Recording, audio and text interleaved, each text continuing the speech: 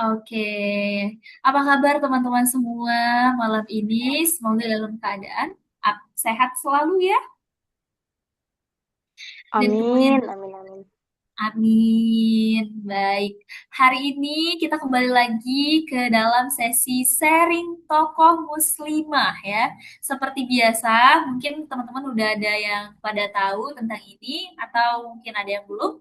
Kita kenalan dulu ya. Jadi sharing tokoh muslimah ini adalah salah satu program dari Tinol yang akan membahas tokoh-tokoh inspirasi terdahulu, terutama untuk kita sebagai muslimah supaya kita tahu nih sebelum ada role model hari ini kita harus melihat dulu role model dalam sisi Islam. Tapi tentu kita harus melihat hari ini yang relevan tuh apa sih gitu dengan diri kita gitu. Kadang kita mikirnya kan, oh kalau seandainya belajar tentang tokoh-tokoh zaman dahulu tuh nggak relate gitu kan. Padahal sebenarnya relate kok. Tinggal kita menggali apa sih yang kita butuhkan hari ini. Nah, hari ini kita akan kemudian membawakan kisah ya tentang Zainab yang akan disampaikan oleh Atarisma sebagai pemateri kita pada malam hari ini ya. Nah, kita sebelum masuk ke sesi selanjutnya ya, Putri ingin tanya dulu nih ke teman-teman semua. Ada yang udah pernah dengar tentang kisah Zainab Aku pernah pas ngaji itu tapi lupa. tapi lupa? Oke, apa yang Hamidah tahu tentang kisah Zainab ini? Zainab binti Jasi ya. Aku nggak tahu Zainab begitu dalam dan aku nggak tahu Zainab juga. Tapi Oke, pernah ada yang cerita kok guru aku, tapi akunya lupa. oke, nggak apa-apa. Kalau Sahida Nurul gimana? Kalau aku juga belum tahu, Kak. Wah, kelas berapa Sahida Nurul kalau boleh tahu? Eh, Hmm? udah kuliah, Kak. Oke, Insya Allah.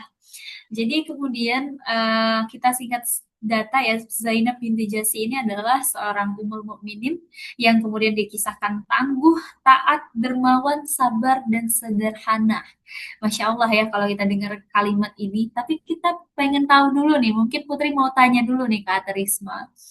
Kalau hari ini konsep yang sering kita dengar tuh kan adalah perempuan independen, perempuan mandiri gitu kan. Perempuan yang keren tuh hari ini adalah perempuan independen pokoknya Kak. Nah, kalau Putri mau tanya dulu nih sama Aterisma, apakah sosok Zainab binti Jasi ini adalah perempuan yang juga independen ya? Dan kalau iya, mungkin boleh minta dijelaskan gitu, independennya itu seperti apa sih Aterisma? Oke, kalau misalnya mau dikaitkan dengan hari ini ya teman-teman, untuk Zainab binti Jasi sendiri, itu tuh ya termasuk ya dengan perempuan independen. Kenapa Ate bilang begitu? Karena dia itu benar-benar memanfaatkan semua hal yang ia miliki, baik itu materi, kemampuan ia, itu tuh digunakan untuk menyebarkan kebaikan. Dan terutama tujuannya itu hanya satu, untuk menggapai ridho Allah. Jadi sekecil apapun yang mereka dapetin, yang beliau ada kayak gitu ya, mereka tuh di Ibunda Zainab tuh benar-benar menyalurkan itu untuk bisa berguna bukan hanya untuk dirinya sendiri tapi untuk banyak orang. Benar-benar independent independent woman banget, guys. Kalau ada satu hal yang menurut Ate tuh relate banget sama kondisi hari ini dan dapat dicontoh dari kisah Zainab ini, menurut Ate apa tuh? Nanti tuh bakalan ada kisah yang dimana Ibunda Zainab itu tuh benar-benar menggunakan harta yang ia miliki, baik itu dari hasil ia mendapatkan suatu apa ya, suatu imbalan dari pekerjaannya ataupun yang ia dapatkan karena ia mendapatkan suatu kehormatan, itu tuh hartanya tuh digunakan bukan hanya untuk dia pribadi, tetapi digunakan agar terus-menerus berguna dan bermanfaat untuk banyak orang dan menjadi amal jariah untuk beliau kayak gitu. Masya Allah. Nggak sabar nih, Putri juga pengen tahu lebih dalam nggak sih?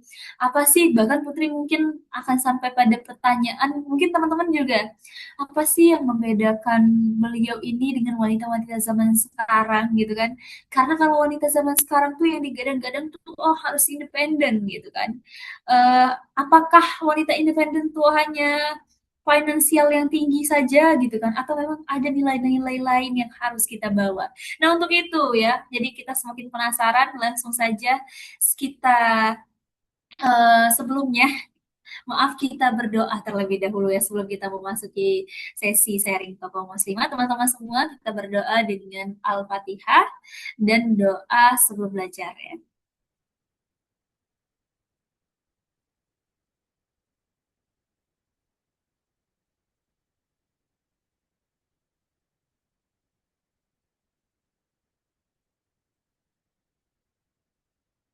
Oke, Alhamdulillah. Setelah kita mulai ya dengan doa, kita berharap benar-benar bisa mendapatkan manfaat daripada sharing ini hari ini. Jadi teman-teman semua, untuk itu kalau kalian berkenan, tolong untuk on cam semuanya. Bisa kita on cam? Untuk Syahida Nurul, untuk Hamida, dan untuk Nechan nih. Apakah bisa on cam? Maaf Kak, aku lagi nggak pakai kerudung. Oke, nggak apa-apa. Kalau untuk Syahida Nurul dan Nechan, Bentar ya Kak, aku mau ambil kerudung deh. boleh, boleh, boleh. Jadi merepotkan. Hmm. Untuk Sahida Nurul dan Nechan, tolong dong untuk kita bisa on cam bersama kalau bisa ya, biar kita bisa saling melihat satu sama lain gitu. Maaf Abla, belum bisa on cam. Oke, nggak apa-apa. Yang penting walaupun belum bisa on cam, tapi bisa hadir dengan semangat yang sama gitu ya. Semangat penuh untuk belajar. Langsung saja ya kita minta untuk Anta Risma sebagai pemateri kita pada malam ini yang akan menyampaikan materi kita tentang kisah Zainab. Pada Trisma, dipersilakan. Insya Allah, terima kasih ya banyak Abah Putih yang udah membuka dan mempersilahkan Ate kisah untuk mengkisahkan kisah Zainab binti Jasi ya teman-teman. Oke, boleh nih Abla dibantu untuk share skripnya.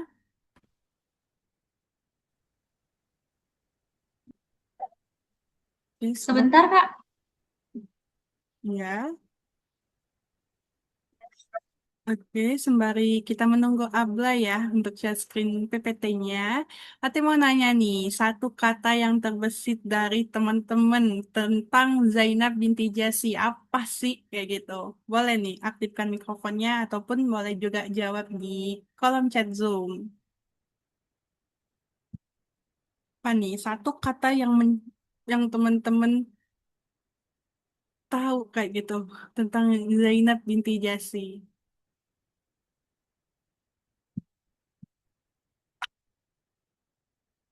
Atau apa nih yang pengen teman-teman dapetin dari kisah Zainab binti Jasi? Apa yang teman-teman penasaran banget dengan kisahnya kayak gitu? Bagian mana nih?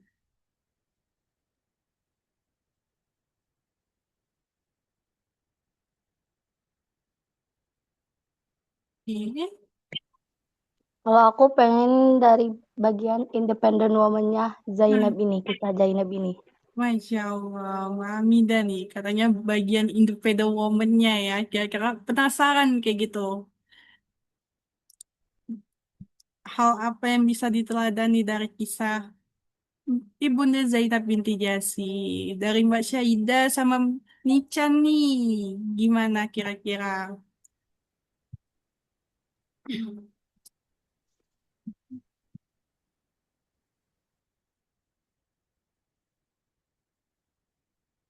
Oke, kita tunggu. Oke,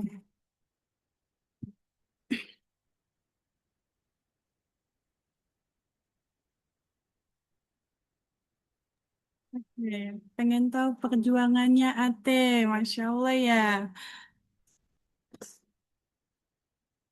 Ya Allah ya, dari Nican pengen tahu perjuangan apa yang bakalan dilewatin dari kisah kehidupan Zainab binti Jasi. Mungkin kita langsung mulai aja nih ya teman-teman ya. Kita akan menelusuri kisah perjalanan kehidupan Zainab binti Jasi. Jadi Zainab binti Jasi itu kalau misalnya diibaratkan dia itu adalah keturunan bangsawan Mekah.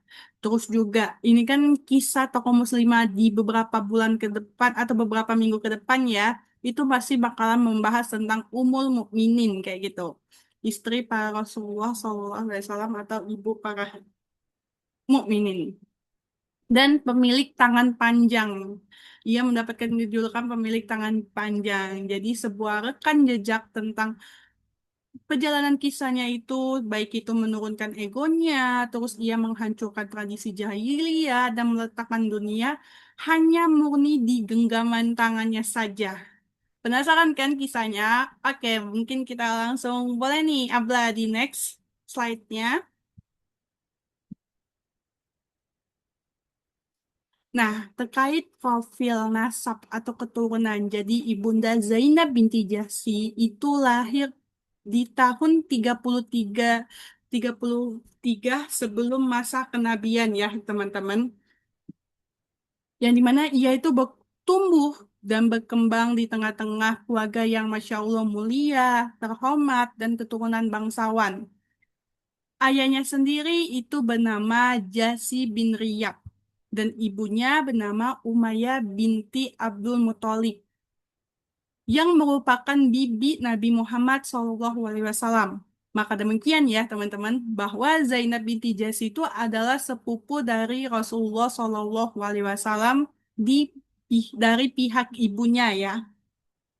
Terus Zainab sendiri itu mempunyai saudara nih yang bernama Abdullah bin Jahsy dan Hamma binti Jais. Nah, terus kan ia tuh benar-benar eh, dididik banget dengan orang tuanya dengan hal-hal kebaikan kayak gitu.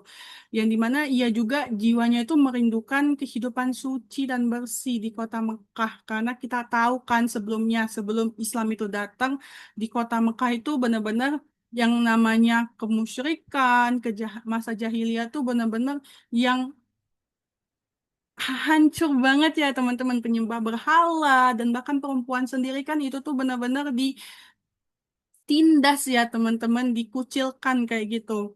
Nah, itu benar-benar mereka tuh merindukan banget yang namanya kehidupan yang tenang di sana kayak gitu. Lalu ketika seperti yang kita tahu ya bahwa Abdullah bin Yasi atau saudaranya Zainab sendiri itu pernah pernah melihat Rasulullah di masa sebelum Rasulullah diangkat menjadi Rasul atau Nabi ya teman-teman. Ia begitu mengagumi kekuatan dari Rasulullah sendiri, yaitu dari akalnya, amanat, kejujuran, dan pergaulan yang baik. Jadi Rasulullah tuh kan sebelum ia mendapatkan amanah dari Allah kayak gitu, ia tuh benar-benar menjadi orang yang sangat di apa ya segani, sangat di Masya Allah banget kayak gitu ya di hadapan para para para para kaum di Mekah ya, salah satunya Abdullah bin Jasi yang benar-benar mengidolakan Rasulullah di kala itu dari sikap dan sifatnya yang benar-benar disegani. Tidak heran jika rasa cintanya dan penghormatan dan penghargaan besar di hati Abdullah terhadap Rasulullah Shallallahu Alaihi Wasallam, teman-teman. Nah, lalu pada saat nih ya Muhammad itu diutus oleh Allah untuk menjadi Rasul, Abdullah langsung ia masuk Islam, teman-teman. Jadi ia termasuk generasi Islam pertama ya, teman-teman. Yang dimana Abdullah itu masuk Islam tuh enggak tanpa bertanya-tanya lagi ataupun ragu kayak gitu. Ia langsung masuk Islam sebelum Rasulullah memasuki Darul Arqam. Nah, terus lantas ya, ia tuh memikul pada saat itu Abdullah itu ketika sudah masuk Islam, ia tuh benar-benar nggak lupa mengajak para saudara-saudaranya, keluarganya. Salah satunya ialah Zainab dan Hama, yang dimana untuk masuk Islam ya, teman-teman, untuk memeluk Islam untuk memeluk Islam. Lalu keduanya itu langsung masuk Islam, teman-teman. Mereka sama-sama masuk ke dalam Islam dan melengkapi kebahagiaan di hati mereka. Boleh next? Nah, terus pada saat itu ya, setelah para kaum orang-orang kafir itu atau kafir Quraisy ya tahu Islam itu udah menyebar kayak gitu, muncullah kita tahu kan berbagai siksaan, penindasan yang dilakukan oleh kaum-kaum musyrikin ya, Quraisy, kaum-kaum Quraisy di kala itu pada kaum muslimin, pada Rasulullah kayak gitu ya. Dan di mana sampai situasi kota Mekah tuh nggak bisa dikendalikan lagi nih teman-teman. Dan eh, disitulah perintah Allah tuh turun tuh. Yang dimana untuk menyuruh Rasul dan para umat Islam lainnya untuk hijrah ke kota Madinah. Nah, salah satunya pada Bani Jasi, hijrah yang dikomandoi oleh Abdullah bin Jasi. Nah, Zainab pun kita tahu kan pada saat hijrah itu semua orang beriman kayak gitu Rasulullah aja itu meninggalkan semua harta benda, terus rumahnya ataupun kenyamanan status sosial ya ditinggalkan di kota Mekah kayak gitu. Apa yang mereka telah bangun benar-benar mereka kerja keraskan, mereka rela untuk meninggalkan itu demi perintahnya Allah Subhanahu wa taala dalam rombongan hijrah yang dikomandai oleh saudaranya, teman-teman ya.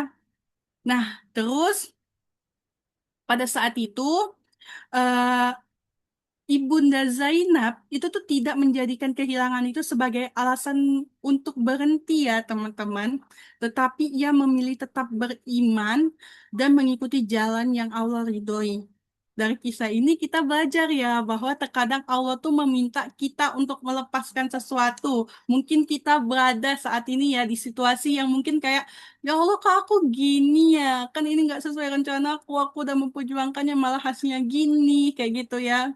Kayak eh, menurut kita ini tuh kayak ini nggak buat aku sukses, ini nggak buat aku apa, pokoknya hal-hal yang nggak sesuai dengan ekspektasi kita, tapi kita yakin dan percaya bahwa ada kebaikan yang tersembunyi dari apa yang sudah Allah takdirkan untuk kita. Karena yakin Allah tuh maha lebih tahu kayak gitu apa yang terbaik untuk setiap hamba-hambanya. Lebih dari kita sendiri ya teman-teman ya. Nah, terus maka dari itulah kayak gitu ya, Allah sudah menyiapkan sesuatu yang lebih baik tuh untuk Zainab binti Jasi dan para umat muslim lainnya di kota Madinah kayak gitu. Yang di mana ditemukan di kota Madinah itu persaudaraan dari kaum Ansor, teman-teman. Di Bunda Zainab sendiri itu menjadi tempat untuk melindung orang-orang miskin ya, teman-teman di kala itu. Yang dimana ia bisa menanamkan kebaikan di dunia dan memetik kenikmatan di akhirat. Maka dari hal ini ya, dari ini juga kita bisa belajar kan tentang kita tuh harus bisa meridoi takdir apa yang sudah Allah tetapkan pada kita. Bukan hanya kita aja yang minta ridhonya Allah kayak gitu terhadap apa yang kita lakukan proses dunia ini, tapi kita juga harus ridho terhadap takdir yang Allah kasih untuk kita. Kita harus percaya ketika kita udah memaksimalkan semaksimal mungkin apa yang kita usahakan, kita doakan, kita libatkan Allah. Insya Allah yakin dan percaya. Afwan semuanya ya. Insya Allah kita yakin, kita tuh harus yakin dan percaya pasti Allah tuh sudah menyiapkan sesuatu yang baik untuk kita ya teman-teman ya. Nah, terus kita lanjut nih ke selanjutnya. Terus,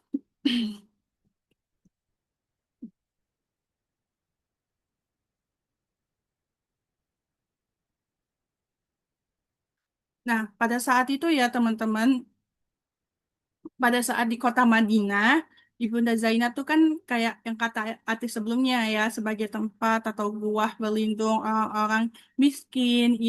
Mereka memerlukan uluran tangan, terus itu suka memberi kebaikan, baik itu dari materi, uang, ataupun dari hal-hal kebaikan yang bisa ia keluarkan kayak gitu untuk banyak orang. Nah, terus juga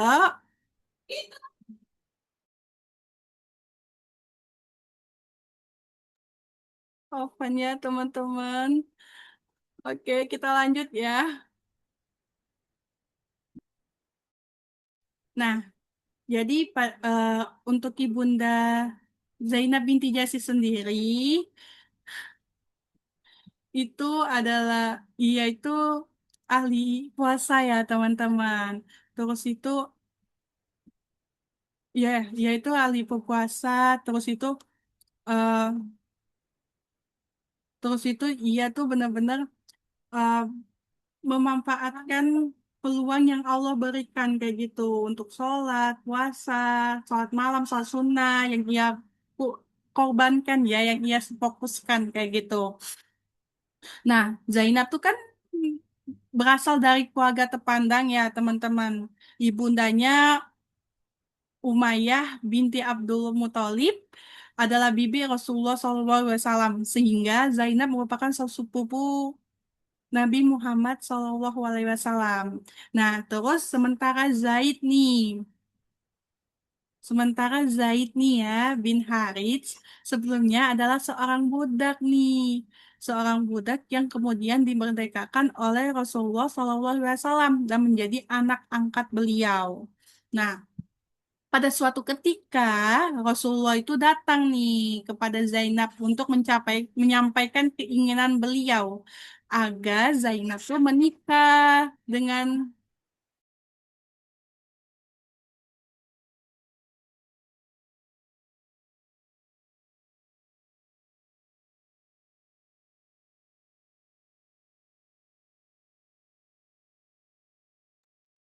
kapannya semuanya. Kita lanjut ya. Oke.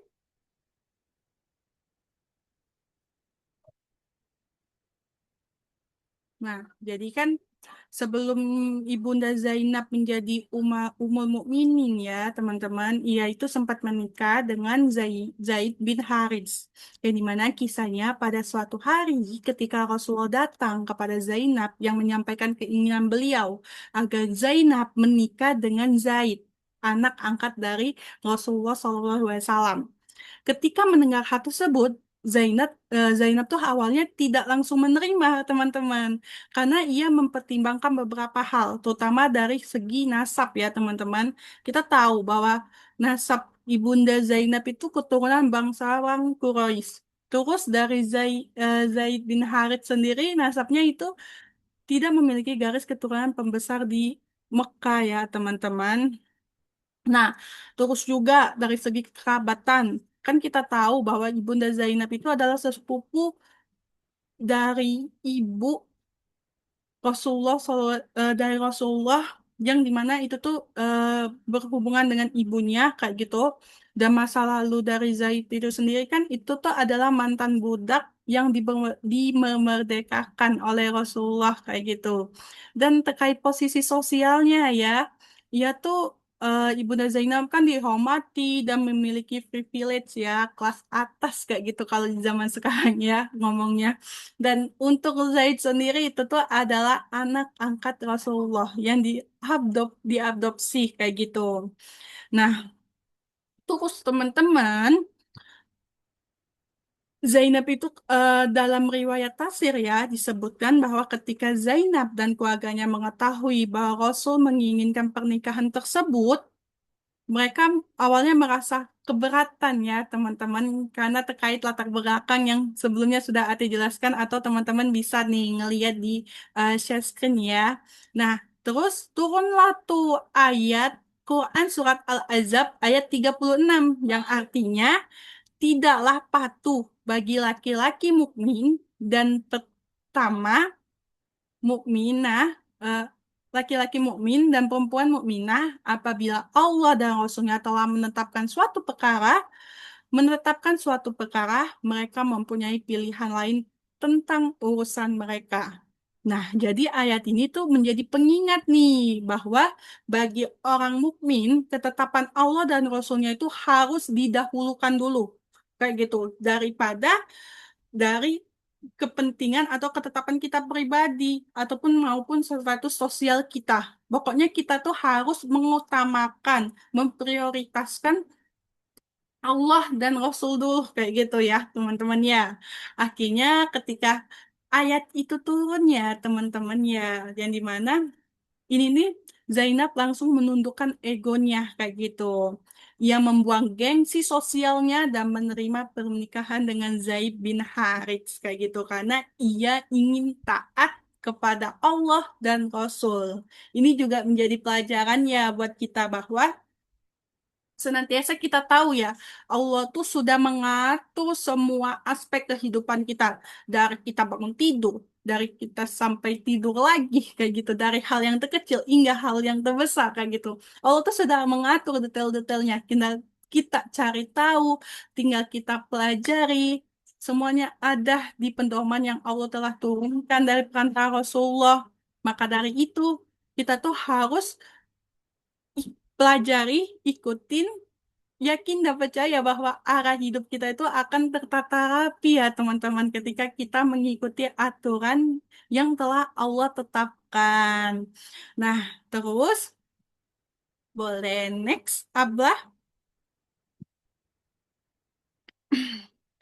Mengapa sih pada saat itu ya eh, walaupun Zaid dan Zainab itu udah menikah ya teman-temannya, ternyata hubungan dalam pernikahannya itu atau rumah tangganya itu nggak harmonis teman-teman. Zaid itu beberapa kali selalu mengadu kepada Rasulullah kayak gitu tentang urusan rumah tangganya kayak gitu. Tetapi Rasulullah tuh tetap mempertahankan kayak gitu ya, eh, menasehati untuk Zaid itu mempertahankan istrinya kayak gitu. Nah, tetapi karena berbeda pendapat tadi ya teman-teman ya lambat laut alhasil nggak bisa di apa ya disatukan lagi kayak gitu ya teman-teman. Alhasil mereka berdua memilih jalan perceraian teman-teman. Nah, yang dimana Zaid menceraikan Zainab ya teman-teman. Pada saat itu, kan, bentar teman-teman.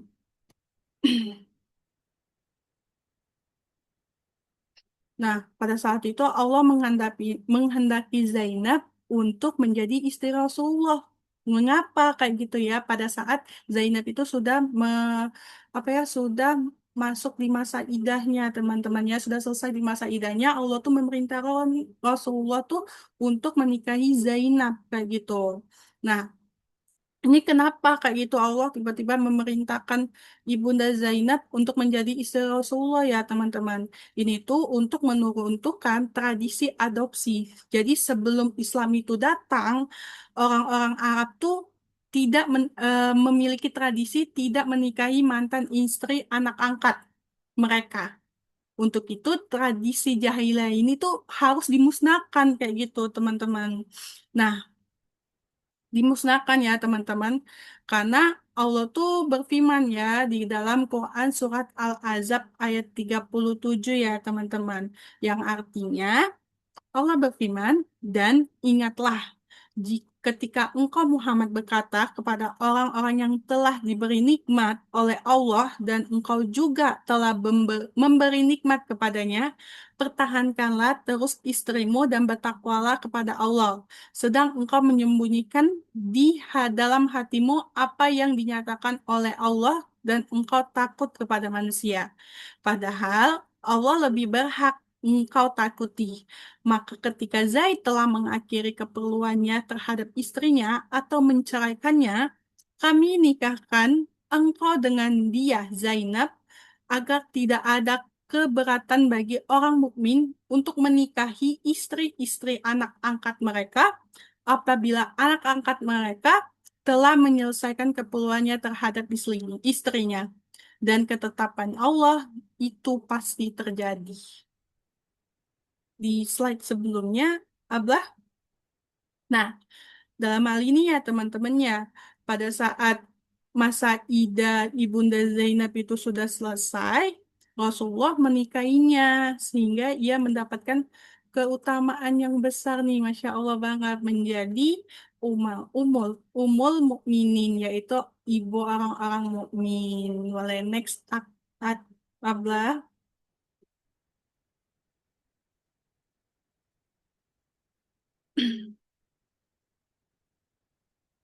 Itulah ya kenapa eh, ada alasan-alasan tertentu. Bahkan Rasulullah aja orang yang udah dimuliakan oleh Allah pasti ikut kayak gitu ya, apa yang telah Allah tetapkan. Jadi bukan hanya sekedar kita yang harus mengikuti kayak gitu ya, apa yang Allah tetapkan, apa yang Rasul tetapkan. Tetapi Rasul aja orang yang sudah dimuliakan oleh Allah tetap mengikuti apa yang Allah tetapkan. Kayak gitu. Salah satunya kayak menjadi suami dari Zainab binti Jasi. Karena pasti ada aja suatu pelajarannya, ada suatu hikmahnya kenapa Allah menetapkan hal tersebut ya teman-teman. Nah, dari sinilah kayak gitu. Eh, Ibunda Zainab itu memiliki kedudukan tinggi di hati Rasulullah SAW ketika sudah menjadi istri dari Rasulullah kayak gitu. Ya di mana eh, kedudukan tinggi itu tuh berada setelah Aisyah ya teman-teman. Untuk itulah Ibunda kita ya Aisyah itu menentukan tentang Ibunda Zainab tuh bahwa di antara istri-istri Nabi, dialah yang menyamai kedudukanku. Masya Allah ya, teman-teman.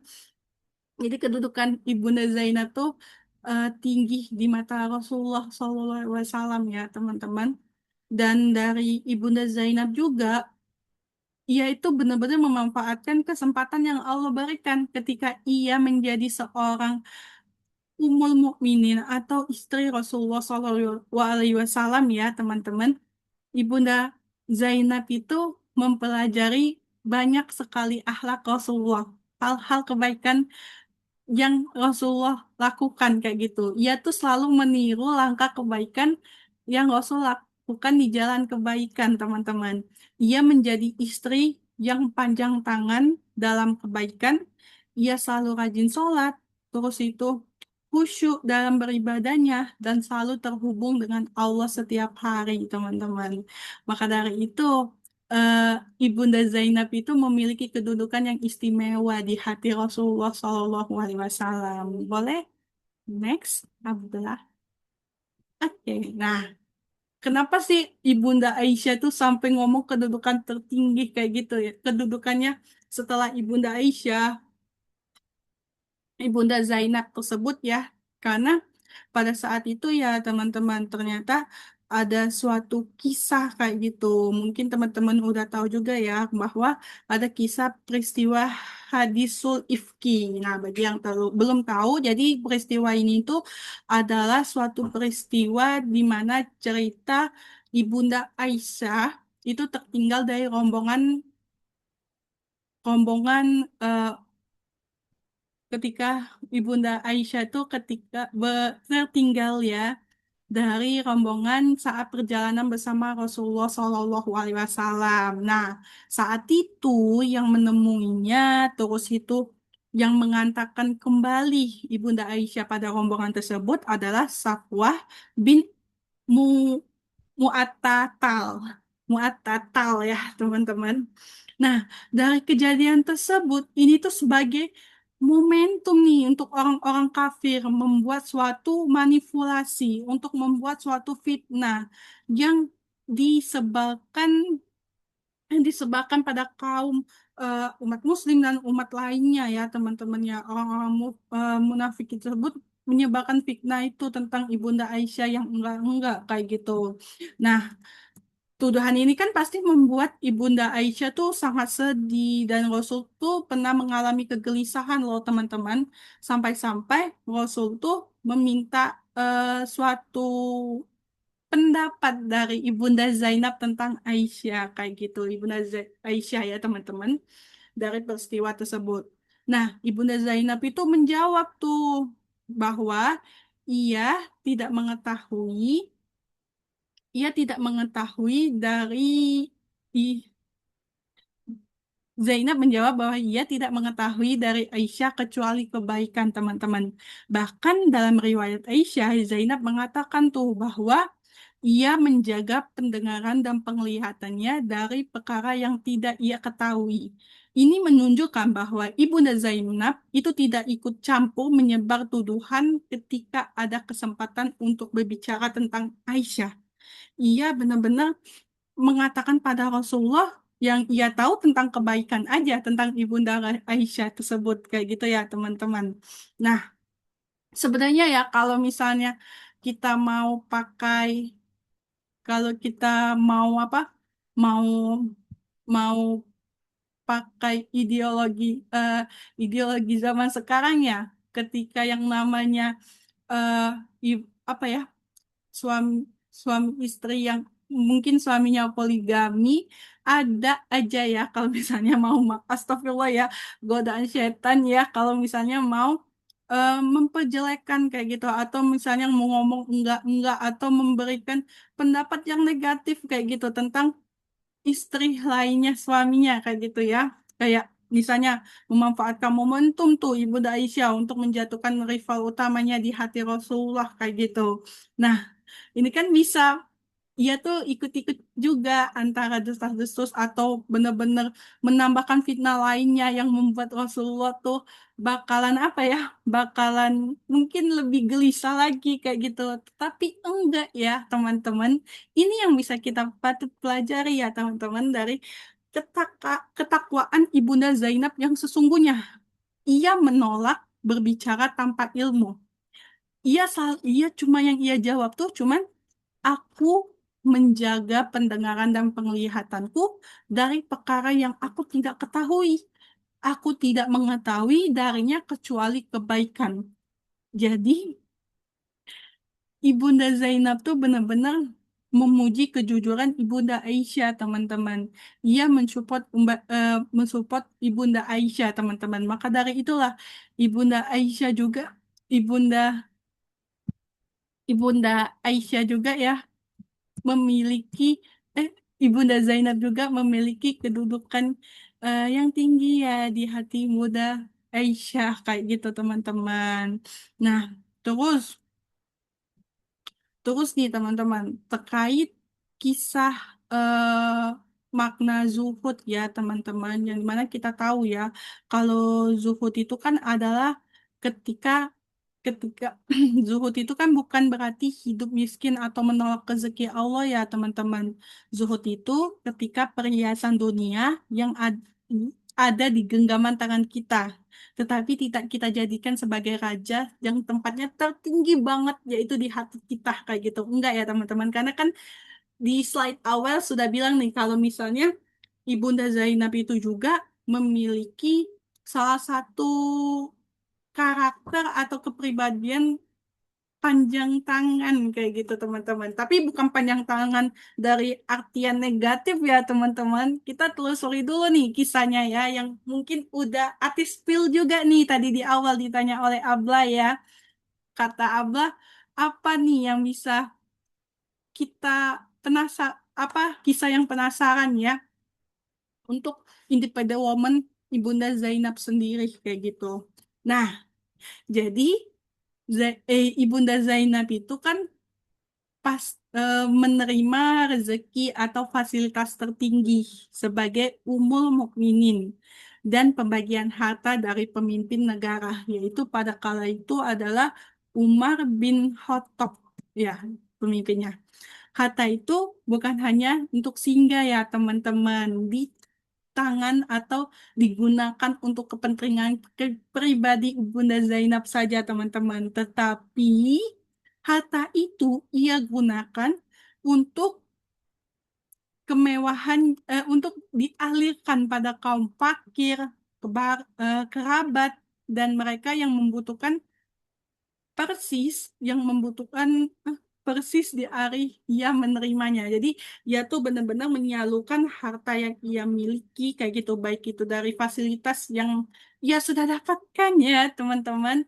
Itu bukan untuk kepentingan pribadi, tetapi ia salurkan untuk orang-orang yang membutuhkan kayak gitu. Karena yang kayak kata tadi bahwa Ibunda Zainab itu benar-benar menjadikan perhiasan dunia itu hanya pada genggamannya saja. Jadi genggamannya itu kayak ibaratkan sebagai perantara kayak gitu dari rezeki yang Allah berikan kayak gitu untuk menyebarluaskan kebaikan tersebut untuk banyak orang, teman-teman.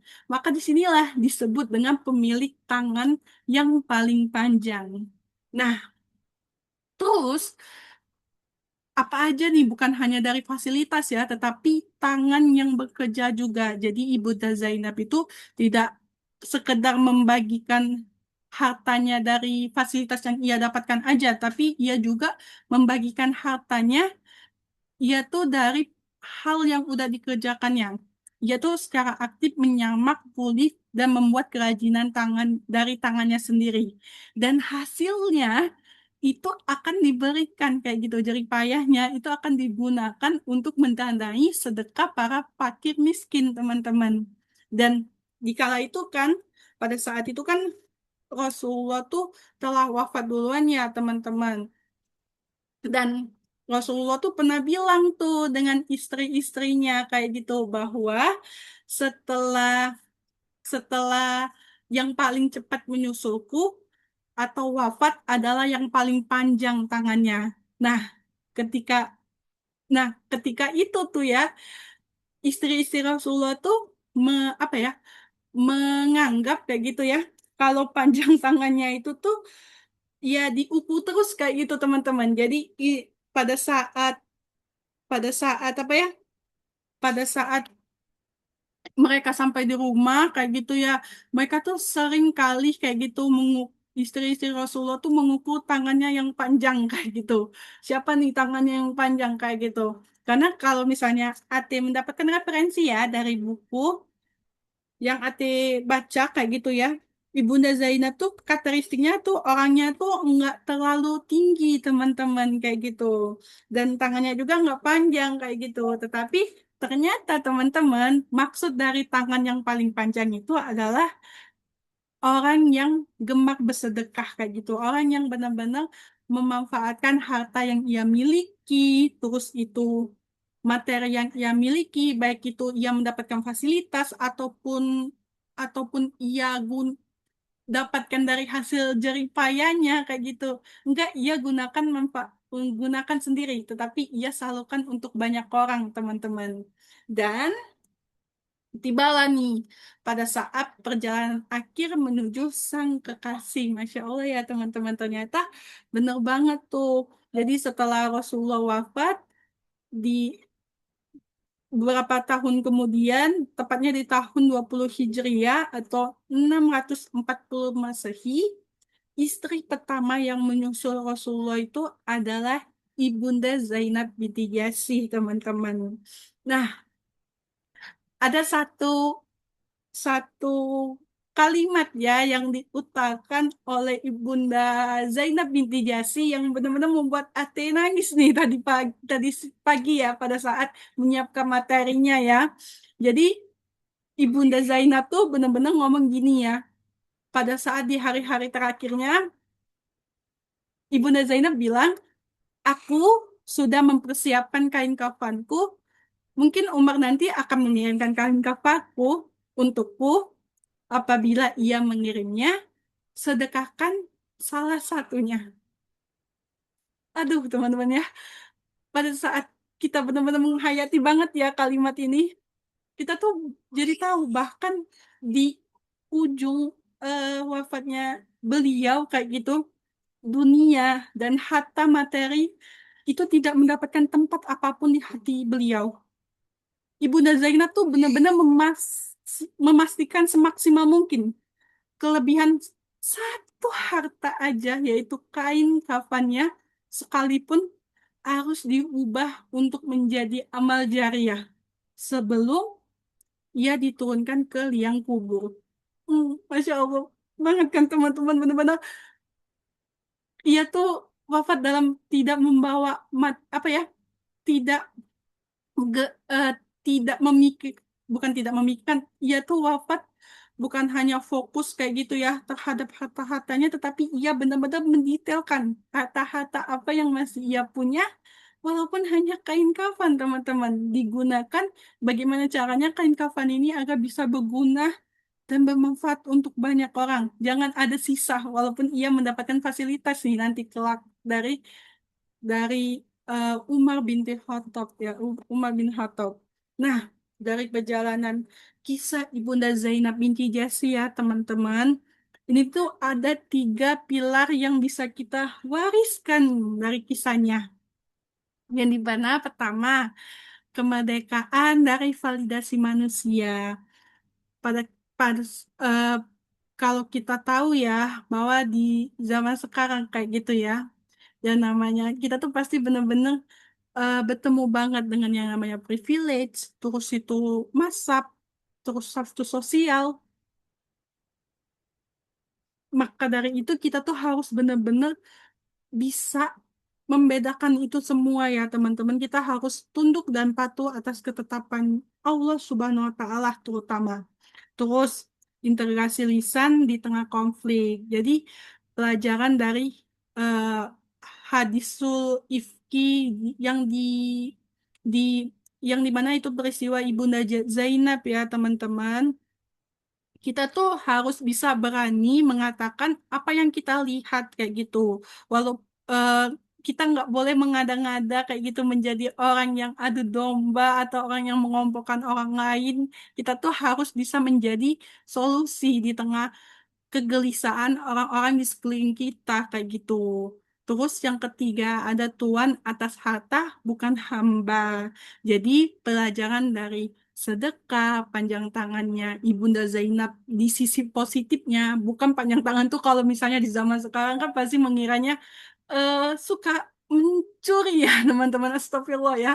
Nah, tapi ini panjang tangan dari sisi positifnya, yaitu kita harus bisa mudah berbagi terkait apa berapapun rezeki yang kita dapatkan, kita selalu harus bisa sisipkan walaupun itu sedikit, asalkan niat kita ikhlas hanya untuk Allah dan kita gunakan dan manfaatkan untuk banyak orang. Nah, maka dari itu ya teman-teman, kita tuh bisa merefleksikan atau memberikan aksi ya di zaman sekarang terkait kisah Ibunda Zainab. Yang pertama kita harus mengukur nilai diri kita tersebut. Karena kita tahu kan sebelumnya Ibunda Zainab tuh kan memang gengsi ya terhadap keturunan bangsawan yang ingin menikah dengan Zaid, seorang anak angkat dan seorang budak Rasulullah kayak gitu ya. Tetapi Ibunda Zainab langsung patuh tuh ketika Allah dan Rasul memberikan suatu ketetapan yang sudah Allah turunkan dalam Quran surat Al-Azab ayat 36 tadi ya teman-teman. Nah, dalam hal ini kita harus bisa berhenti dong mengukur kesuksesan itu dari validasi sosial, terutama dari media sosial nih. Kan udah bener-bener teknologi itu udah berkembang banget ya.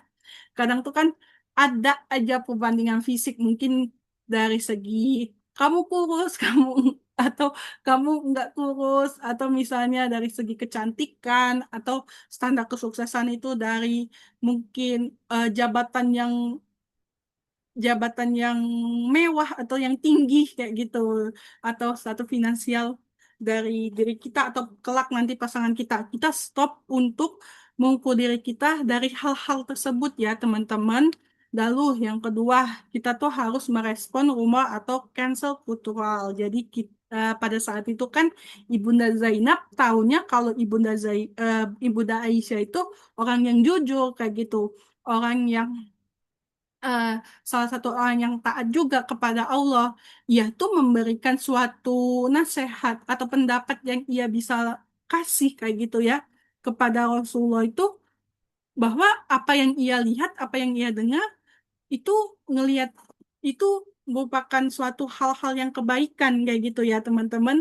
Nah, dari hal ini kita tuh bisa belajar. Kita tuh jangan ikut FOMO ya, kalau misalnya bahasa sekarang tuh kita tuh jangan FOMO terhadap hal-hal yang mungkin kita nggak tahu nih ini benar atau enggak. sebaiknya kalau memang kita mau ikut berpendapat, boleh telusuri dulu berita-berita tersebut, boleh cari tahu dulu. Kalau misalnya udah benar-benar pas, yakin dan benar kayak gitu ya, boleh banget kita berpendapat. Bukan berarti kita kayak apa ya, mendiamkan suatu kemaksiatan atau mendiamkan suatu hal-hal yang nggak seharusnya dilakukan ya teman-teman, nggak gitu. Tetapi kita harus bisa menjadi pribadi yang dimana yang kita sampaikan, yang kita utarakan pendapatnya itu benar-benar yang sesuai dengan kebenaran kayak gitu, sesuai dengan eh, jalan kebaikan ya teman-temannya. Nah, terus yang ketiga atau yang terakhir itu menikmati rezeki. Jadi kita itu dari Ibunda Zainab kan menyalurkan harta segera setelah ia menerimanya. Itulah prinsip yang dipegang Ibunda Zainab. Jadi kita boleh aja kayak gitu ya, meriwet diri sendiri kayak gitu terkait apa yang sudah kita usahakan, apa yang sudah kita perjuangkan, tetapi harus selalu besitkan di hati kita, di pikiran kita ada bukan sisa ya, tetapi udah ada hitungan tuh. Oke, rezeki yang aku dapatin segini, ini untuk orang lain, ini untuk aku kayak gitu, ini untuk keluargaku kayak gitu. Mungkin dibagi-bagi kayak gitu ya, bukan sisanya ya teman-teman. Karena itu tuh menjadi salah satu hal yang membuat kita senang juga nggak sih teman-teman? Karena arti juga ya, Masya Allah ya, ketika kita berbagi dengan orang lain tuh kita tuh pasti ada aja di momen-momen ih mbak seneng ya ngelihat orang lain, jadi menambah mood kita kayak gitu untuk bekerja lebih keras atau misalnya berbuat kebaikan lebih keras lagi kayak gitu. Tapi niatkan ya, semua itu kita niatkan hanya untuk beribadah kepada Allah kayak gitu, tanpa kita meniatkan dari hal-hal yang lainnya, terutama imbalan dari manusia. Karena nanti ujungnya kecewa loh teman-teman. Nah, terus nih ya, yang terus nih ya, yang terakhir nih teman-teman, yaitu ada suatu kalimat ya yang ada udah ringkas kayak gitu dari perjalanan kisah Ibunda Zainab binti Jesse, yang di yang dimana kalimatnya itu dunia boleh singgah di tangan, tetapi jangan sampai menetap di hati kita. Karena apa yang kita kumpulkan di dunia akan kita tinggalkan, teman-teman.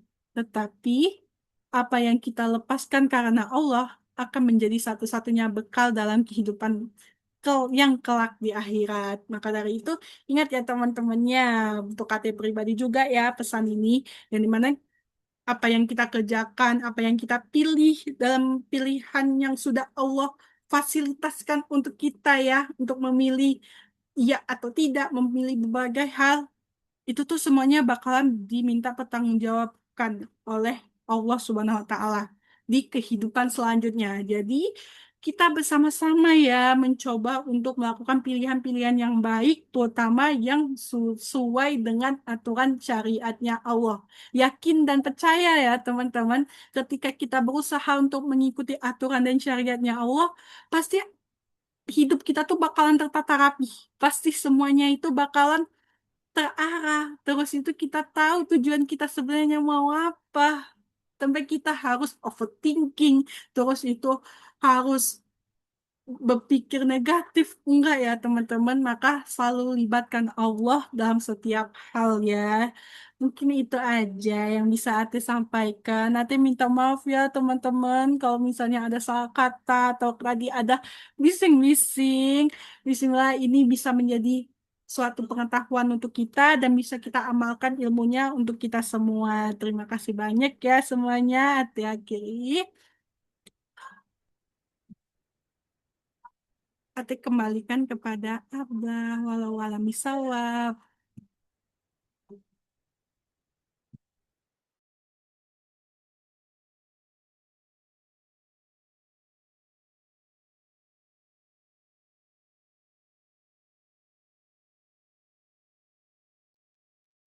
Baik, terima kasih, Hatarisma.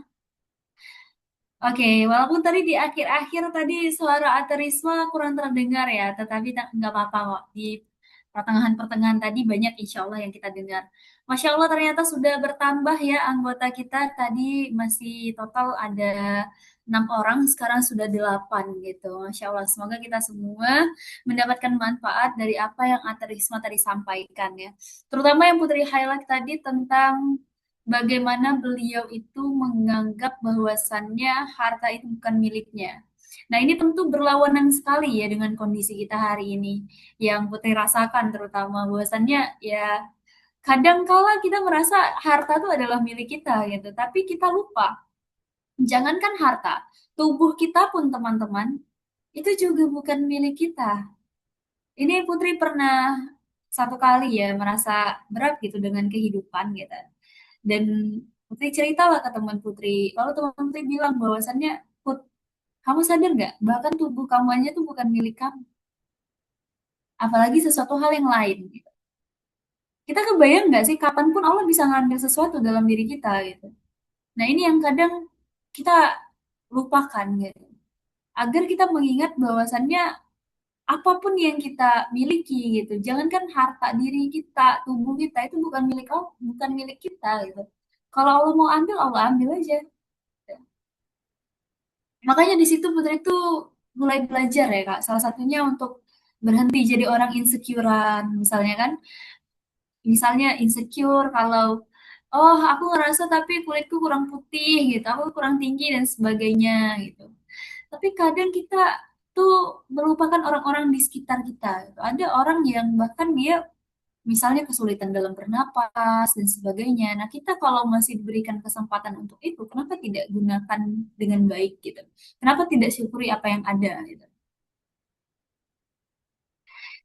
Dan kemudian juga benar ya, Masya Allah tadi ketika beliau bahkan sudah menyiapkan kain kafan ya Kak, ya teh kain kafan untuk dia ketika pulang. Nah itu cukup membuat Putri terdiam sebentar tadi.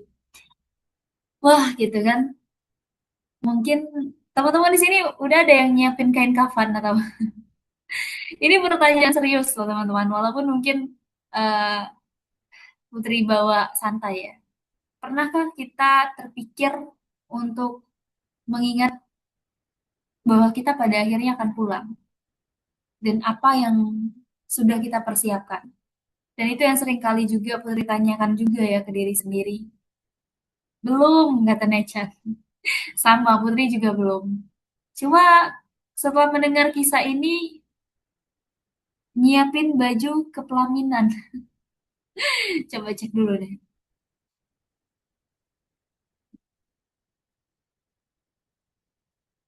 11 pesan baru ya. Aku belum. Oke. Masya Allah, thank you. Aku kepikiran nyiapin baju kepelaminan. Tapi malam ini ketampar. Oke, ya, ada yang mau nyiapin baju kepelaminan ya. Betul, betul. Tapi kadangkala memang kita itu ya sering melupakan satu hal ya. Setelah mendengar kisah hari ini, Putri jadi kepikiran ya. Sepertinya penting untuk kemudian nanti untuk siapin kain kafan juga untuk diri sendiri. Dipikir-pikir emang baju yang harus disediakan adalah kain kafan. Betul-betul teman-teman. Nah, selain itu adalah bahkan ketika dia akan pulang pun, kain kafan yang dia siapkan tujuannya adalah agar bisa menjadi nilai dan sedekah. Bayangin coba, kain kafan aja beliau masih mikirin dia gimana caranya itu bisa disedekahin. Wow, gitu kan. When dia meninggal. Jangan ya, jangan. Tapi gak apa-apa kalau memang kita sudah siap. Oke teman-teman, kita langsung masuk ke sesi tanya jawab aja ya, biar nggak Putri aja nih yang ngomong sendirian gitu. Teman-teman ada yang mau ditanyain dari kisah ini tadi silakan atau ada yang mengganjal di hati gitu. Rasanya ini kok gimana gitu kan ceritanya apa ada yang menurut teman-teman tuh mengganggu pikiran gitu atau perlu ditanyakan silakan teman-teman untuk ditanyakan kita buka sesi tanya jawab atau mungkin kalau nggak mau sesi tanya jawab Ada yang mau bercerita, mau sharing, silakan.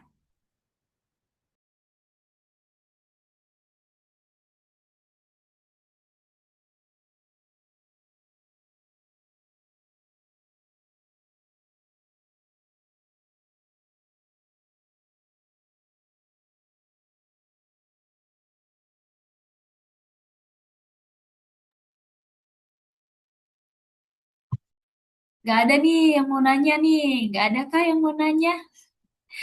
Gimana tuh? Suruh nanya atau sharing tuh.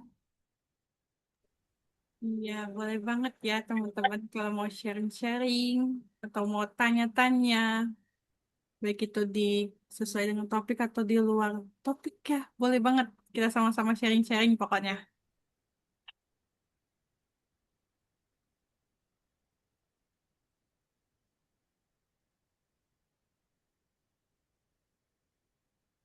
Kak, apa julukan Zainab yang diberikan Rasulullah? Apa ada dari Hamidah? Apa julukan Zainab yang diberikan Rasulullah?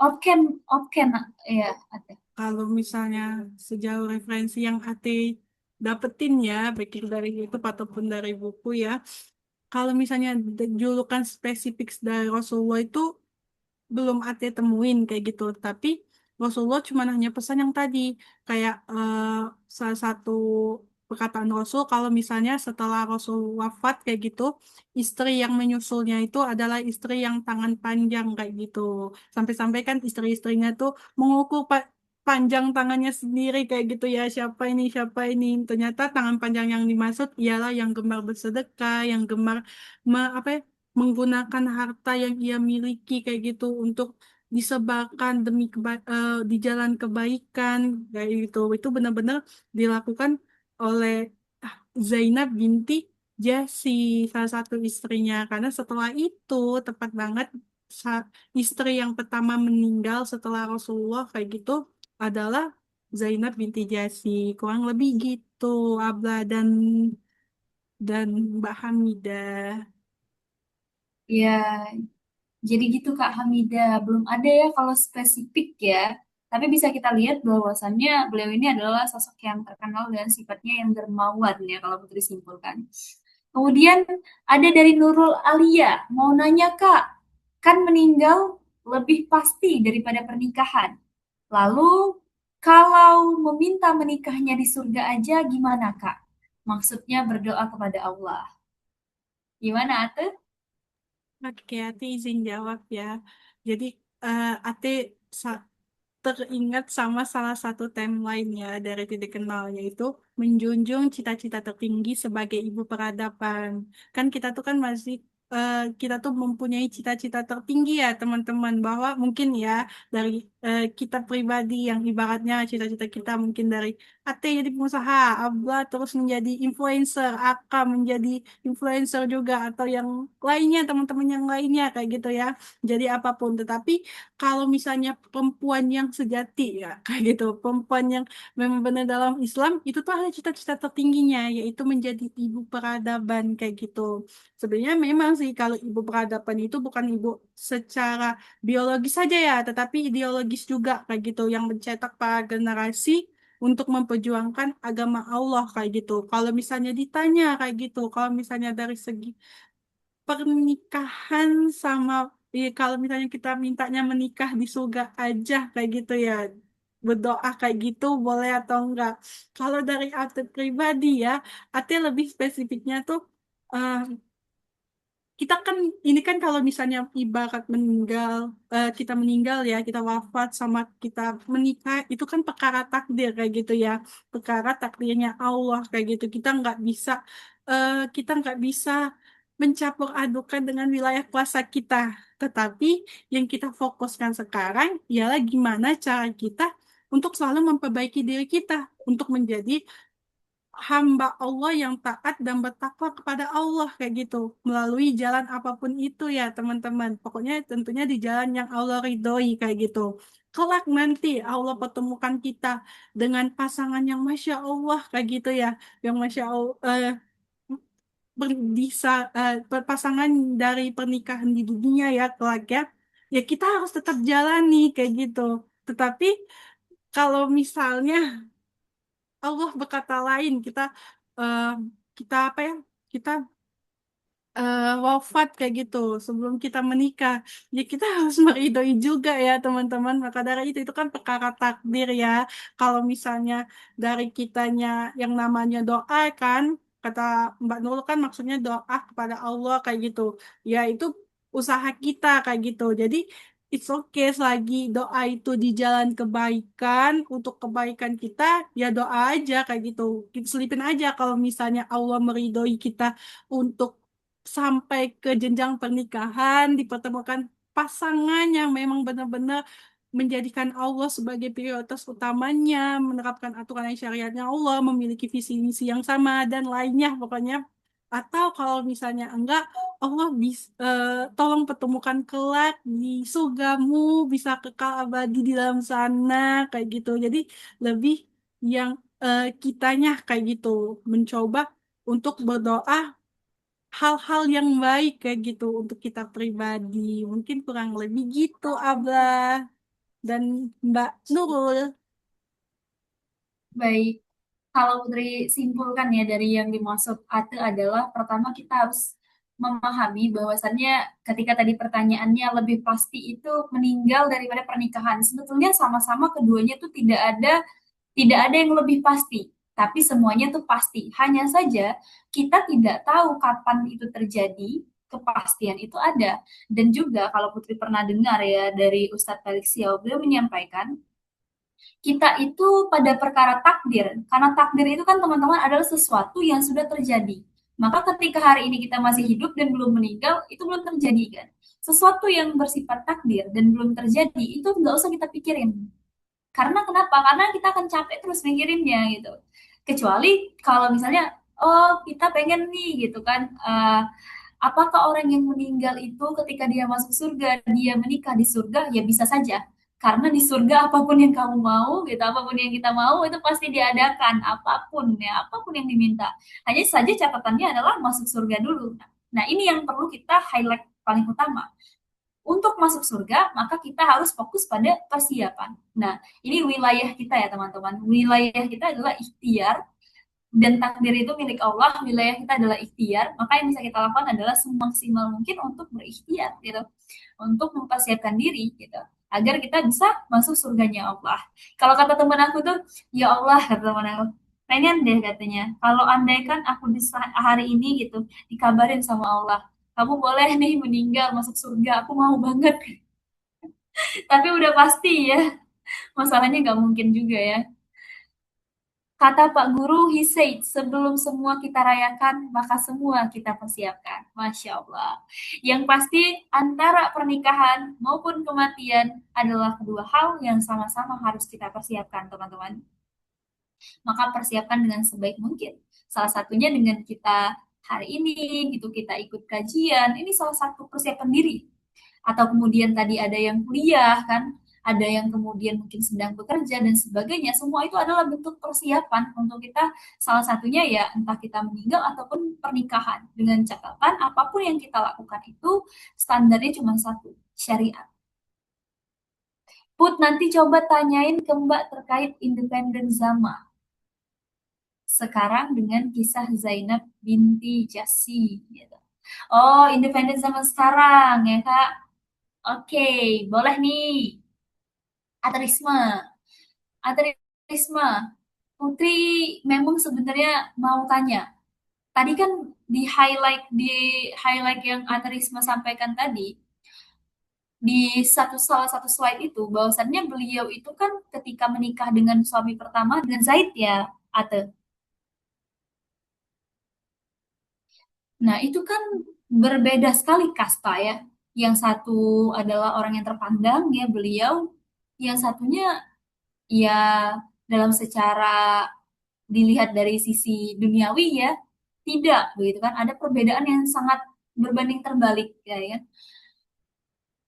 Putri kebayang sih kalau hari ini saya kira kita semua pasti mempertimbangkan ya dengan siapa kita gitu kan. Walaupun misalnya nih Putri kemarin tuh ditanya, eh, ini pun kamu emang tipe tipe pasangan untuk jadi suami nanti seperti apa? Oh iya, yang penting ini taat sama Allah gitu kan. Berarti kalau misalnya ini ya nggak sarjana nggak apa-apa ya, Hah? Gitu kan? Langsung kayak gitu kan? Berarti kalau misalnya nggak kaya dia masih susah gitu, tapi mau berusaha nggak apa-apa kan? Hah, gitu kan? Mulai itu kan? Berarti kalau dia misalnya dia nih nggak ganteng gitu, nggak apa gitu kan? Semua yang bersifat duniawi ya teman-teman nggak apa-apa ya berarti gitu. Langsung kayak mikir, masa iya nggak semuanya gitu kan? Iya kan? Oh, di situ kita benar-benar diuji teman-teman. Berarti apakah benar niat kita tuh karena Allah gitu? Karena kalau karena Allah di sini beliau menentang suatu hal yang lumrah sekarang gitu. Nah, tapi tadi kan Kak Ate, tadi nih beliau ini kan akhirnya berpisah karena perbedaan karakter. Nah, itu bagaimana ya Ate? Apakah memang ya pasti kan apa yang diminta Rasulullah itu adalah yang terbaik, tapi orang-orang bisa jadi memaknainya dengan cara yang berbeda. Putri memaknainya setelah mendengar itu, ya mungkin itu juga yang jadi salah satu alasan menurut Putri kenapa harus yang paling tidak tuh jangan terlalu jauh berbeda gitu. Kenapa? Supaya eh, perbedaannya tuh tidak membuat kita itu apa ya? Ya banyak perselisihan, Kak. Nah, itu bagaimana tanggapan Ade?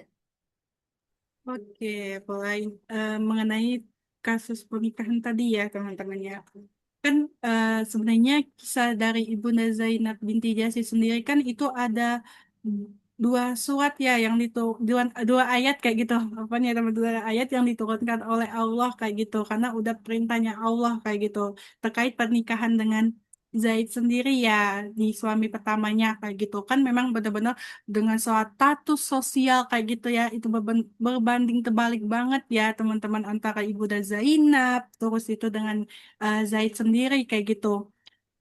Nah, dalam hal ini kan memang awalnya Ibunda Zainab tuh kayak kita di zaman sekarang kayak gitu ya, bakalan mempertimbangi, terus itu kayak dari keluarga juga pasti bakalan menolak ya pastinya kayak gitu. Kalau misalnya status sosialnya aja udah beda kayak gitu, pengennya kita tuh yang setara kayak gitu ya. Tetapi kita kembali lagi dari kisah ini kan Allah menurunkan perintah kayak gitu di Quran surat Al-Azab ayat 36. Allah tuh berfirman, dan tidaklah pantas bagi laki-laki yang mukmin dan perempuan yang mukmin apabila Allah dan Rasul telah menetapkan suatu ketetapan akan ada pilihan yang lain bagi mereka tentang urusan mereka. Dan barang siapa yang mendurhakai Allah dan Rasulnya, maka sungguh dia telah tersesat dalam kesesatan yang nyata. Quran Surat Al-Azab ayat 36 ya teman-teman. Nah, dari hal ini kan sebenarnya awal mula Ibunda Zainab menikah dengan Zaid kan itu tuh perintahnya Rasul kayak gitu ya teman-teman. Yang dimana Rasul itu diperintahkan oleh Allah kayak gitu. Nah, dari ayat ini juga kita mendapatkan suatu pesan kayak gitu bahwa ketika Allah sudah merintahkan melalui Rasul juga ya sudah merintahkan ya mau nggak mau kita harus taat itu kita harus menyingkirkan kepentingan diri kita kayak gitu karena kita tahu pasti kan Allah dan Allah tuh udah tahu itu yang terbaik untuk kita. Nah, terkait cerita kayak gitu ya, cerita kenapa sampai bercerai kayak gitu ya. Ibunda Zainab sama Zaid kayak gitu. Hal ini tuh ya karena tadi kayak gitu. Kita juga kan hidup di dua wilayah ya teman-teman. Satu ialah wilayah kuasa Allah, yang dua wilayah kuasa kita. Yang dimana ada pilihan-pilihan yang boleh kita lakukan. Mau iya atau enggak, mau tetap pertahankan atau enggak, kayak gitu terhadap apapun yang kita lakukan. Salah satunya dari kisah Ibunda Zainab dengan Zaid tadi. Kan awalnya kan Zaid tuh kan udah konsultasi nih dengan Rasulullah, minta nasihat nih dengan Rasulullah. Gimana nih masalah rumah tangganya kayak gitu. Nah, terus Rasulullah tuh hanya memerintahkan pertahankan istrimu kayak gitu. Tetapi ternyata ketika ia mempertahankan ada aja masih perselisihannya dengan Ibunda Zainab. Alhasil ya dia memilih suatu pilihan untuk yang menjadi wilayah kuasanya untuk menceraikan Ibunda Zainab. Dan hal ini berlanjut loh teman-teman. Ada kisah juga kan yang dimana tentang anak angkat kayak gitu dengan anak angkat dengan pada saat Rasulullah tuh menikahi Ibunda Zainab kayak gitu ya di Quran ya Quran surat Al-Ahzab ya di situ kan menceritakan tentang Allah tuh tradisi jahiliyah bangsa Arab kayak gitu ya. Yang dimana kan kita tahu kan bahwa pada kala itu kan nggak boleh tuh kita menikah dengan istri anak angkat. Itu tuh tradisi pada bangsa Arab dahulu kayak gitu. Nah, maka dari itu Allah tuh memerintahkan Rasul untuk menikahkan Ibunda Zainab tuh agar tradisi itu dimusnahkan, dihapuskan kayak gitu, agar mereka harus taat terhadap apa yang Allah turunkan. Jadi kembali lagi kayak gitu ya eh, terkait di masa lalu kayak gitu ya, terkait di masa lalu untuk apa ya?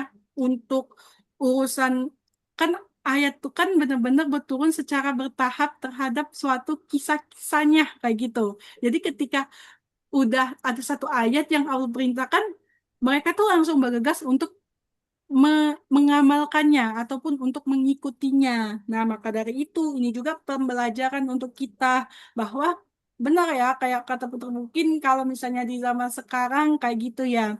Di zaman sekarang ya kita tuh ngelihat mungkin memang dia taat kepada Allah kayak gitu ya. Terus gimana kalau misalnya dia nggak memiliki pendidikan yang tinggi, terus ataupun gimana kalau misalnya ia apa ya? Ia bekerjanya tuh nggak memiliki jabatan yang tinggi. Nah, kembali lagi kayak gitu kepada visi misi yang besar kita kayak gitu.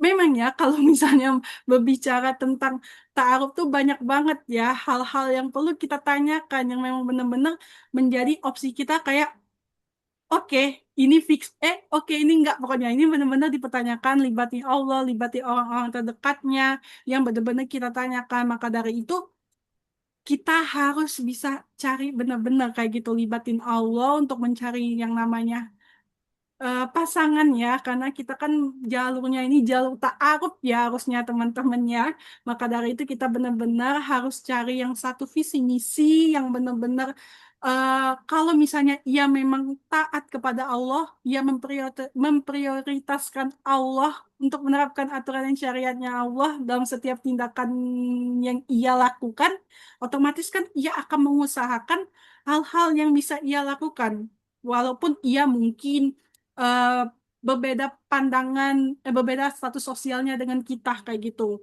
Kita nggak tahu ke depannya bagaimana, tetapi kalau misalnya masyarakat tahu, Ati juga itu ya, Ati juga bingung ya karena Ati juga masih belajar dan Ati belum di tahap itu kayak gitu ya. Tetapi ya kita harus bisa mengusahakan hal-hal kebaikan karena Ati percaya satu kalimat ini, kita tuh harus berusaha memperbaiki diri kita dulu.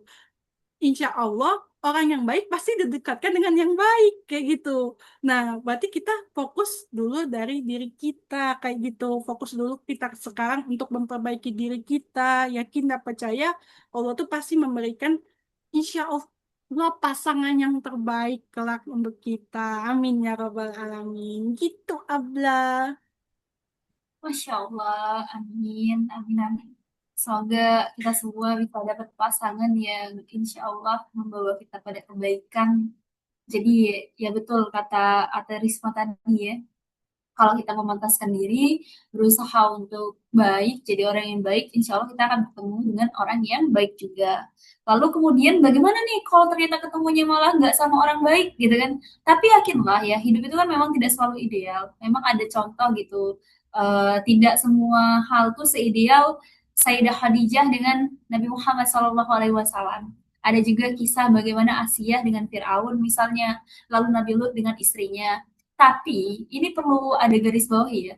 Kalau kita berusaha untuk jadi orang baik, Minimal ketika kita dapat pasangan yang nggak baik, kita bisa bersikap dengan cara yang Allah tetapkan.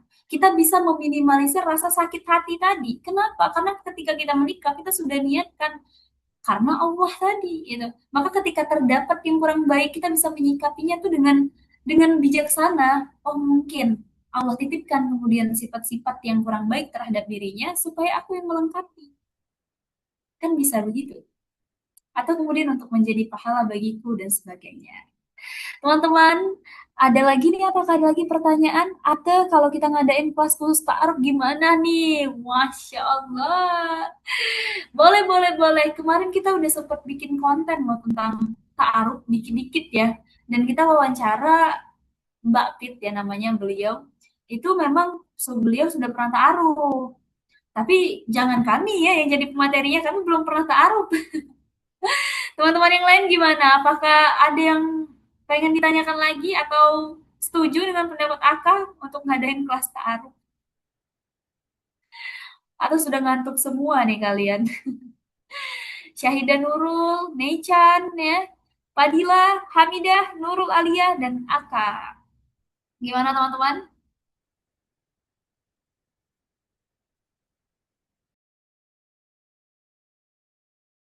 Adain dong, katanya. Boleh-boleh, insya Allah ya. Yang lain, ada lagi yang mau ditanyain? Apakah ada pertanyaan lagi, teman-teman? Ntar aku daftar. Kalau bisa sama jodohnya sekalian, WKWK. Jodohnya maaf ya, kita belum ada ya.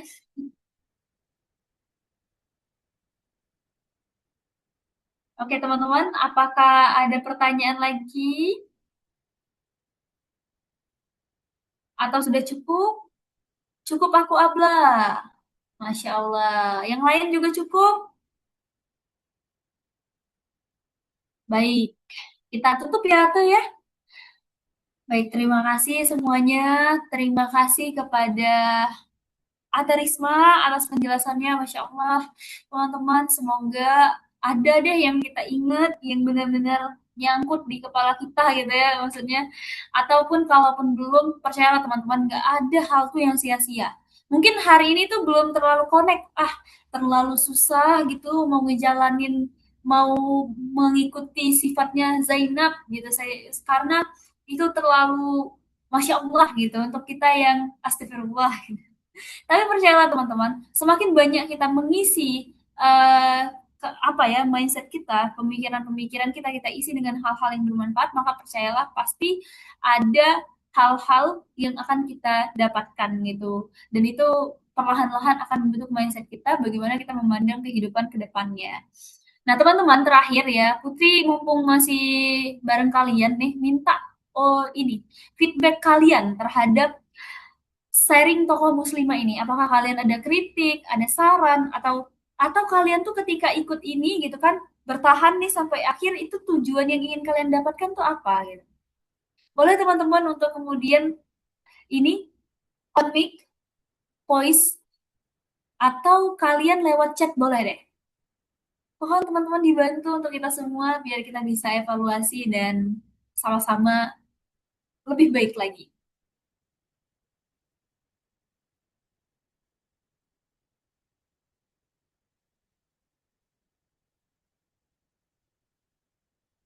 Apakah ada teman-teman? Mungkin sarannya, mungkin kritiknya. Oh, Ate, Ablah, aku pengennya sharing tokoh muslimah tuh gini gini gini gitu. Atau mungkin Ate, Ablah, tujuanku apa gitu. Boleh kok teman-teman. Kritik dan saran dari kalian sangat dibutuhkan. Sharing bersama Titik Nol ini bikin aku lebih semangat lagi soal kajian-kajian. Masya Allah, Alhamdulillah ya. Kalau aku sih karena pengen masuk surga. Jadi harus kenal dulu. Masya Allah.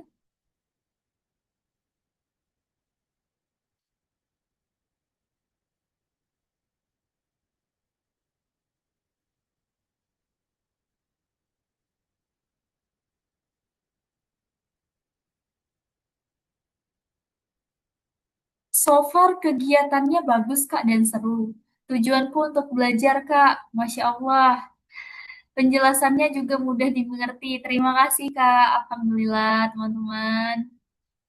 Terima kasih ya atas feedbacknya. Jangan ragu-ragu teman-teman kalau untuk memberikan kritik kepada kami ataupun saran gitu.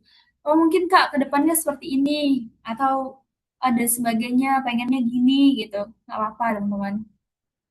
Oke cukup ya teman-teman. Kalau Putri rasa sudah cukup dan sekarang Putri terakhir mau minta closing dulu dari Atarisma terkait sharing tokoh muslimah hari ini. Atarisma minta tolong untuk sharing untuk closing dulu statement. Ada yang ingin disampaikan? Oke, hati izinnya untuk menutup ya teman-teman semua. Terkait kisah Ibunda Zainab binti Jahsy ini benar-benar bisa relate ya sebenarnya dari untuk kehidupan kita saat ini, terutama dari segi independen sendiri. Nah, kita tahu kan bahwa di zaman sekarang yang namanya independent woman itu adalah wanita yang benar-benar mandiri, yang berusaha untuk memaksimalkan kehidupannya diatur oleh diri sendiri. Nah, sebenarnya kita boleh menjadi individu woman, tetapi kita harus bisa menerapkan aturan dan syariatnya Allah. Karena dari Ibunda Zainab binti Jahsy itu mengajarkan kita ya teman-teman, menjadi perempuan mandiri itu bukan berarti kita harus berjalan sendirian. Bukan segala hal harus kita kendalikan kayak gitu ya teman-teman. Kita boleh kuat, kita boleh menjadi pribadi yang produktif, memiliki cita-cita yang tinggi, memiliki visi misi, ataupun memaksimalkan kemampuan kita untuk hal-hal kebaikan kayak gitu. Kita boleh banget melakukan hal-hal kebaikan tersebut. Tetapi kita harus tahu tempat kita bergantung, tempat kita kembali yaitu Allah Subhanahu wa Ta'ala kayak gitu. Maka kita harus tahu kita ini adalah eh, pencipta kita ini adalah hamba yang diciptakan oleh Allah Subhanahu wa Ta'ala dan kita harus mengikuti aturan dan syariatnya karena kita pastinya mau kan hidup kita tertata rapi, terus itu kita mau juga kan pastinya hidup kita itu bukan hanya tentang sebatas dunia aja, tetapi di akhirat kelak kita tuh bisa mendapatkan hal-hal kebaikan dari hal-hal yang sudah kita pertanggungjawabkan kelak nanti, yaitu tempat tertinggi, yaitu berada di surganya Allah kelak nanti ya, sama-sama ya kita Bismillah ya Allah. Allah ridhoi, Allah berkahi kegiatan kita malam ini dan kelak nanti kita bisa kajian bareng lagi nih di surganya Allah kelak nanti ya teman-teman ya. Maka dari itu kita harus semangat menciptakan independent woman sesungguhnya dari segi Islam. Mungkin itu aja yang Ate bisa sampaikan. Ate minta maaf ya teman-teman kalau misalnya ada salah kata. Ate akhiri. Wassalamualaikum warahmatullahi wabarakatuh. Waalaikumsalam. Masya Allah, terima kasih atas Risma atas closing statementnya. Dan terima kasih juga untuk teman-teman semua, mengingat waktu kita sudah cukup malam ya. Mungkin teman-teman juga ingin istirahat. Saya ucapkan sekali lagi terima kasih. Semoga teman-teman nggak kapok-kapok ya, tapi terus jadi apa ya anggota setia gitu kan. Dan semoga kita terus bisa bertumbuh dan berkembang bersama-sama, bisa menjadi pribadi yang lebih baik lagi. Terakhir, kita ini ucapkan istighfar 3 kali ya, dan juga doa kafaratul majelis ya teman-teman. Astagfirullahaladzim.